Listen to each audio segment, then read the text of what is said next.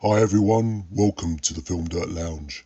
Well, there always comes a time when you have to revisit this classic from 1988. Yes, it's immersing yourself into the mind of Tim Burton with Beetlejuice, starring of course a chameleon-like turn by Michael Keaton as Beetlejuice, or Beetlegeist as it seems to be spelled here. I think he's done incredibly well here because I think it was the year after this he played Batman, again with Tim Burton directing. And I think that shift in being able to play such a different character, I think can't be overstated enough. And Michael Keaton does come across as a chameleon-like actor. Yes, I know that's acting, but some actors manage to completely convince you more than others. I watched this with my older child and we both remarked that his movements kind of look like a fly. Sudden jerky head movements that give you a sense of unease. And I think it all contributes to the character. Maybe due to him being quite young when he was doing this film. I did have a little look to see how old he was. He was 36. So can easily maintain a lot of energy with this character. I'm just hoping that he can replicate that in the sequel, which I will come to next, and he's now 70 plus, so we'll find out. From the mind of Tim Burton, which is a quote we often see as a tagline in these films. He's quite a unique filmmaker in this day and age, isn't he, especially because I think that a lot of films nowadays you kind of get a formulaic, almost AI written story, and that's a shame. I hope AI doesn't take over the industry because we need a lot more creativity and inventiveness with a story. We have seen a lot of boring films being released recently, and I'm just hoping that's not a trend. There's not enough people like Tim Burton in the industry now. With Beetlejuice, way back in 1988, we see an early indication of a typical Tim Burton trope. It's the horror-comedy combination. It's the pleasant, quiet town. You see the camera pan round. Then you see one house secluded on its own on the top of a hill, and it kind of looks like a haunted castle or Dracula or something like that, indicating the loner, how Tim Burton probably feels. And we've seen these hints in a few of his films now. I think wasn't it Edward Scissorhands, and to an extent another fantastic Tim Burton film, Sleepy Hollow, which I'll hope to cover on this channel soon.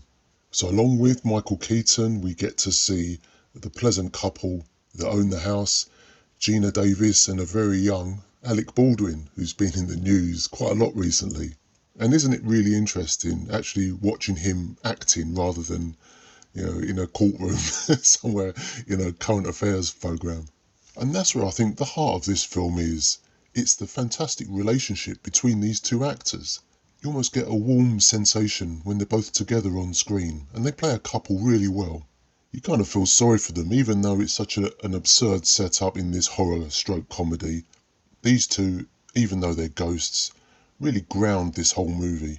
Because the new occupants, played by the great Catherine O'Hara and Jeffrey Jones, they come across as somewhat unhinged and not a really pleasant relationship. And you can see why the Maitlands just want to get rid of them. Now, in being a horror comedy, I think it still achieves some fantastic horror elements. That huge snake that looks like it's stop motion is fantastic. I think also the stop motion effect of the animation does add to it. It's very similar to, wasn't it, Ray Harryhausen's fighting skeletons in the Sinbad movies from back in the day. It was the way they were animated that gave you a sense of unease. So even though it doesn't look real, it doesn't need to be, and it's just perfectly captured on film to be what it's supposed to be, which is horror but with an element of comedy to it. And it's such a crazy film, along with Michael Keaton's manic acting, almost moving like a stop motion animation himself. And I mentioned a fly earlier. It's that kind of movement which I'm seeing from him.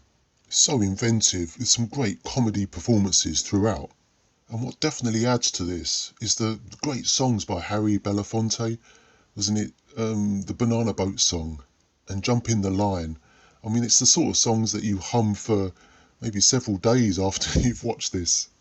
And then with it playing over the end credits, I can only imagine what that was like trying to leave the cinema way back in '88.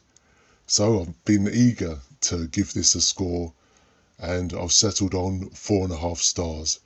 I really enjoyed this film. I think it's a fantastic piece of Tim Burton's mind. And I didn't give it the full 5 stars because I've got one tiny, very tiny nitpick. I don't think Beetlejuice was in it enough. I think it was about halfway through when we get the first calling of Beetlejuice. And I read that his total screen time was less than 15 minutes.